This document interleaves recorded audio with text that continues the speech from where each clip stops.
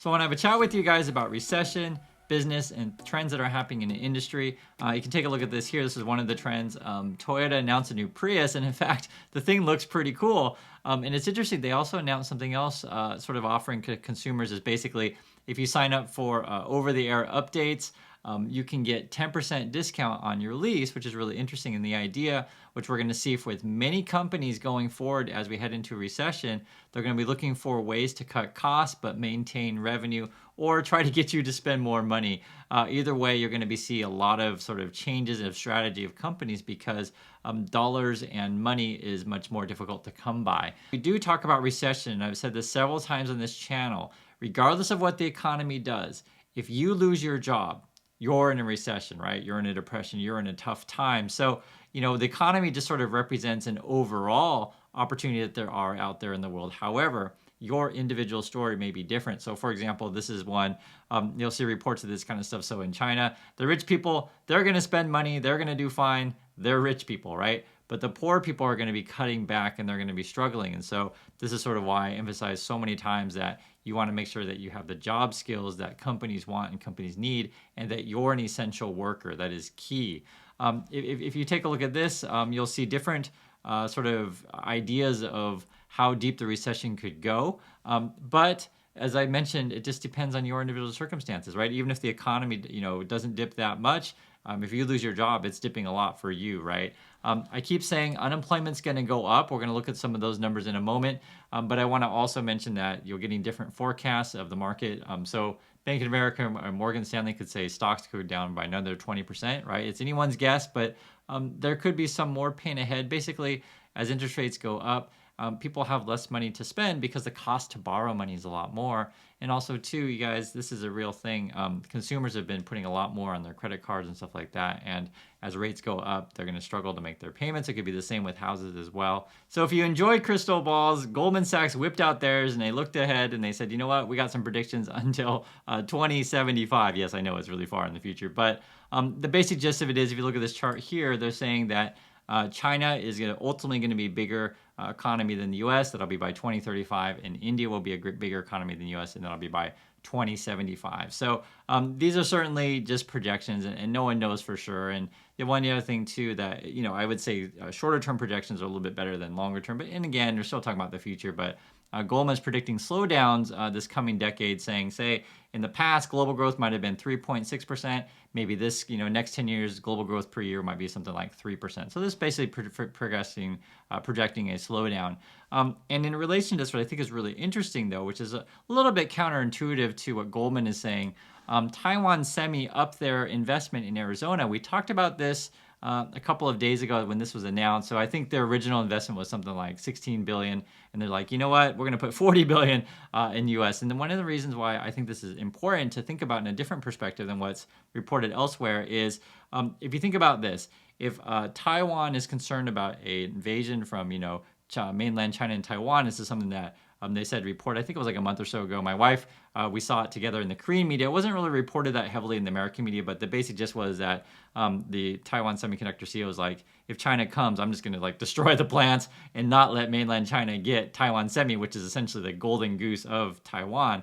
And so it was interesting. I was thinking about this where Taiwan Semi is investing in the USA. Basically, if you have all this cash, all this money, and you want it to be safe, and you want essentially your family to have money for generations, put your money somewhere where you think that China can't invade, basically, right? Put your money in the safest place possible, and that would be, say, Arizona in this example. So I think it's quite interesting because even though, yes, global growth may be slowing, and yes, maybe China and India will move ahead of the U.S. eventually, but at the end of the day, I still think money will come to the USA because it is a stable and a safe bet to bet on the American economy. And also, too, you're not so worried about China and invading the USA like you are with Taiwan. Now, in terms of near-term problems that we may have, I've been mentioning to you guys several times on this channel that I do think unemployment's going to go up. And it turns out there was an article recently that sort of backed my claims. So I'm not a crazy person, guys, when I tell you guys this stuff. And it was interesting. So you can see the headline here: U.S. unemployment rate set to surpass 5.5%. Economists predict. And again, when I tell you guys unemployment is going to probably go up, it's not that hard to see. We know interest rates are going up, right? And the Fed even says we're going to keep interest rates elevated for some time, and most likely people are going to lose their jobs. Now, how bad could it get? Now, they're saying 5% here, but it depends who you ask. So if you take a look at this chart here, the basic gist of it is sort of where will the peak unemployment be, okay? And also to how high could it be? So for example, one economist is saying it could go above 7%, right? That is in the realm of possibility, right? And when could unemployment peak? So it looks like a lot of people are saying 2023. It could be like quarter 3, quarter 4. Some people are saying in 2024, right? Some as late as 2025. Who knows, right? That's hard to say, but they're kind of all in agreement that unemployment will go up because you can see even the lowest projections are around 4.5% unemployment, and we're currently sitting at 3.7. So some people are going to be unemployed, and that's why I mentioned to you guys before. Regardless of what the world economy does, if you're out of a job, you're struggling, right?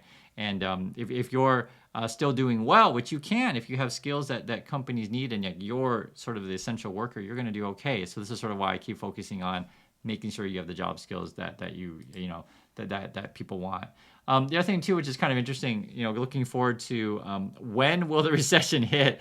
It's more of a question of when, not if, because you can see here, 85% economists polled projected recession for next year. It's kind of all over the map, but the majority are saying, sometime maybe between quarter 1 and quarter 3, something like that. You guys can see the numbers right for yourself right there. It could be as late as 2024, but majority of people are thinking that it's going to be next year. And these are not just like people off the street. These are economists. And again, these are projections. No one knows for sure, but you use these things to sort of like, okay, what to expect. And especially too, if you're a business owner, remember I started with talking about the Prius. It's sort of like, okay, remember businesses are thinking, okay, unemployment's going to happen. People are going to lose their jobs. Recession is coming, and how can we weather the storm? And that's what companies have to plan for. This is an interesting chart as well. This is sort of forecasting when we think Federal Reserve will essentially peak out on raising interest rates, and when we think they're going to start cutting interest rates. So, I was looking at this chart here. So some economists are saying the peak in terms of interest rates could be around quarter 3, 2023. That's kind of the later one. Some say quarter 2, 2023. And then some theoretically, a couple say they could start cutting as soon as 2023, quarter 2. Others say quarter 1, 2024. It's all over the map. But I want you to give it a general sense of like sort of kind of the things that we're talking about and how we're thinking about the economy. It is tough to see things being rosy next year when you see all these kind of predictions.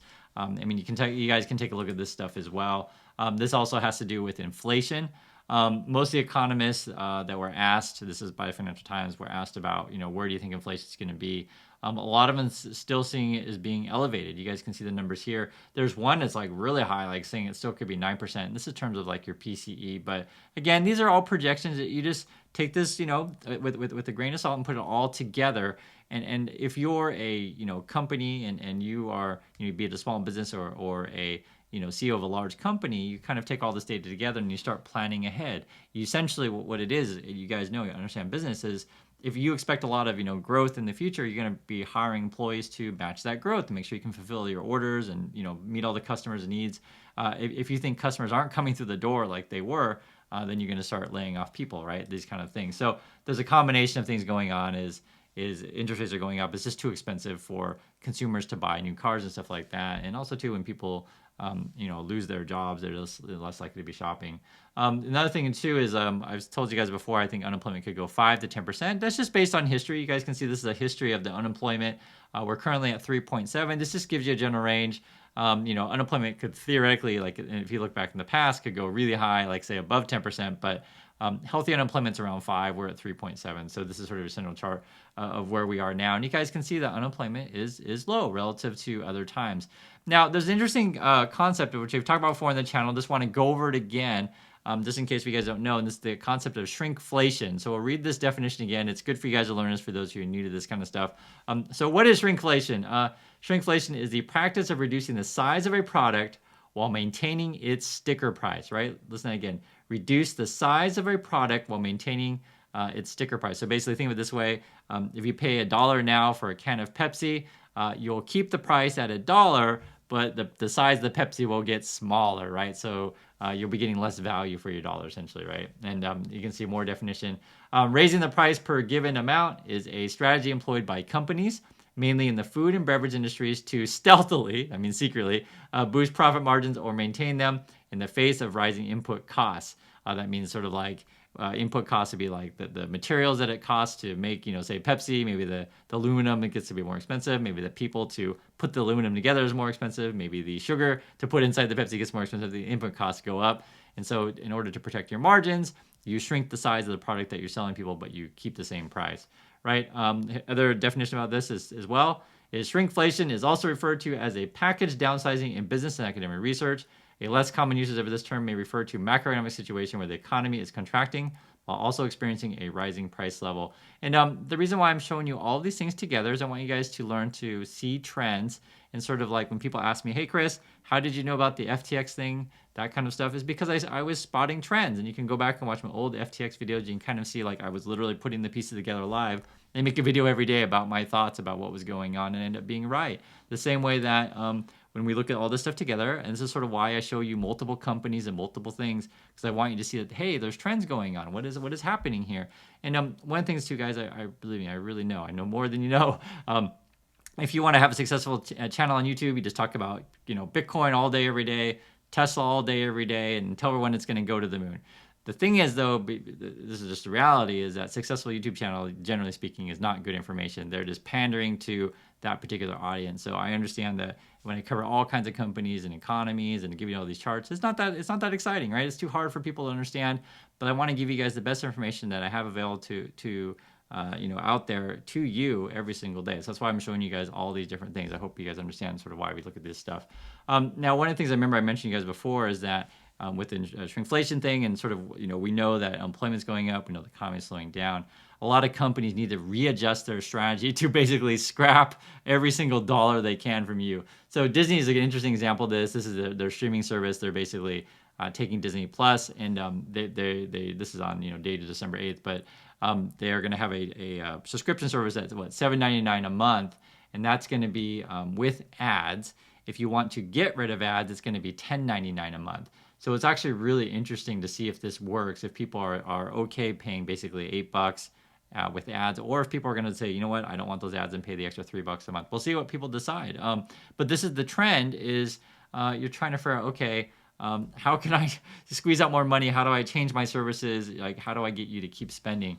The other thing that too, it's also happening as well, is you have something like McDonald's, which is really interesting, is they're trying a new form of their business, right? Again, remember we talked about how companies are transforming the way they do things, the way that Prius is saying, you know what, if you sign up for our over-the-air, OTA updates, we'll give you a 10% discount. Now, McDonald's is like trying to basically going for takeout and mobile delivery kind of stuff, right? And they're opening a new kind of store. This is in Fort Worth, Texas. So if anyone's in Texas have seen this McDonald's, I'd love to hear if this thing's busy or not.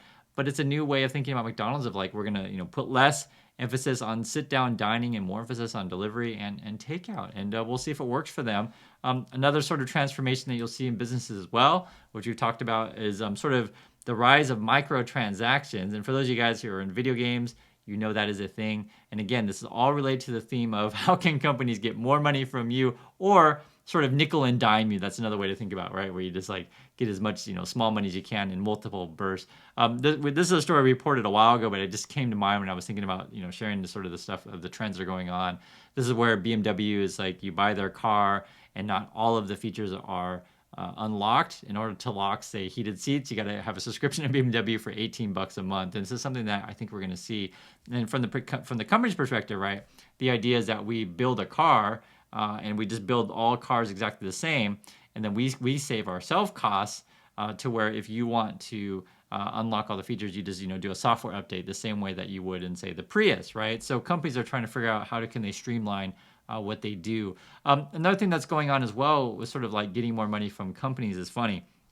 This was just today, and I saw this. It was a Magic the Gathering. If you guys know this is a Hasbro game.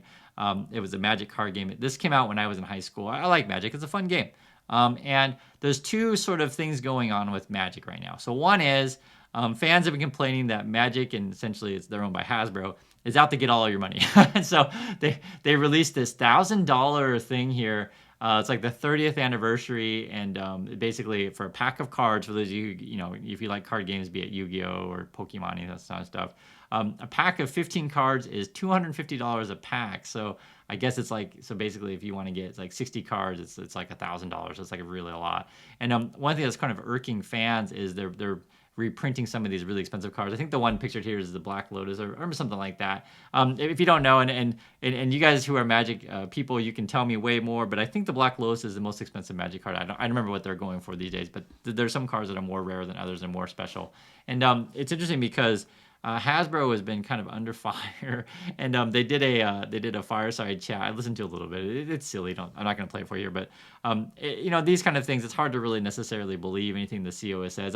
I listened to the guy and was like, yeah, I don't know if I believe this guy, but they're saying, we didn't overprint cards and we're not trying to nickel and dime our consumers. It's like when a company has to come out and say, we're not trying to, get more money from you, that, they're trying to get more money from you. So it's kind of funny. And this is sort of why you got to take stuff with a grain of salt whenever you hear what companies say. Look at what they do, not what they say. And this is a real thing. And it's something I want you guys to think about as well. When you think about if you want to be a CEO someday or you want to run a business, yes, you want to have a good relationship with your fans. You want to have a good relationship with your customer. You want to have a good relationship with your consumer. And you don't want to make them feel like that you're just out to get their money all the time. You want to provide value for them and be a value-focused company and a consumer-focused company. So I think this approach, that Magic has been doing to just, and kind of the other stuff that they've been doing is if fans feel like they're releasing new cards like too often and maybe too many, and just like, just doing cash grabs all the time. And, that's a thing. I'll give you an example, guys. You guys know this. So if you play video games, do you know how it is if like a game comes out and you like the game, and then, they keep trying to sell you new content, right? They're like, oh, if you want to get this costume, $10. If you want to get this car, $10. If you want, right? And, sometimes it's really cool. And you guys know this as well. If you buy a game one time and they keep updating it for free, and you're like, man, that is a great game. And then, you're more likely to have a more positive view of that company. And this is what you got to balance out as any company is, yes, you need to make money. You got to make money. That's a real thing. But you also don't want to piss off your fans. That's also a real thing. So it's fun to talk about this stuff together with you guys. There's a couple other things that's going on as well. This is also related about whether or not keeping your fans. Now Chipotle, they are under the impression that they can keep raising prices and not lose people. However, here's the trick. This is like, okay, you're looking at the near-term data, right? That, okay, we can raise prices, not lose people. Because, guys, the price of food goes up, the price of people goes up, the price of paper and wrappings, right? You got to put your food in paper. All the prices of everything goes up, and you want to maintain your margins. And it's always a fine balance to, like, not raise it too high to where people don't go there anymore. Because this is sort of where I was saying when I'm showing you the macro data is understand that unemployment's going up and economies are slowing. And so companies need to balance out what they do with pricing and these kind of things. And, you're also going to get this kind of stuff as well, which is also really interesting. Companies like a Microsoft are like, what, we try to get some sort of competitive advantage. We want to try to do, some things to help our company navigate this new environment. So they tried to buy, Microsoft tried to buy Activision. And we reported this a couple of days ago to where it looks like the government was looking to block it. It looks like the early reporting and rumors turned out to be true, which is often the case if major publications say, hey, we got an inside source saying the government's going to do X, and it looks like government's going to do X. So putting all of this stuff together, I know I throw a bunch of information at you guys, but I want you to get good at this stuff, is you think about, okay, if you're running a company right now, is say, okay, my company, how's the relationship with our customers? Are they still giving us money? I see our bottom line is not so great. Can we raise prices on them? Can we do that, right? Or can we form partnerships with other companies, right? How can we reorganize and resituate and sort of streamline to navigate? Because here's the deal. When the economy is going great, it doesn't matter what you do. People are giving you money. But when the economy turns sour, people losing jobs and people and consumers are more cautious the way that they spend, they are not as likely just to throw money at everything. And here's a good example, guys. So for example, if you're going to go to the movie theater, right, and you're a family of 4, are you going to take your kids to a movie like every week?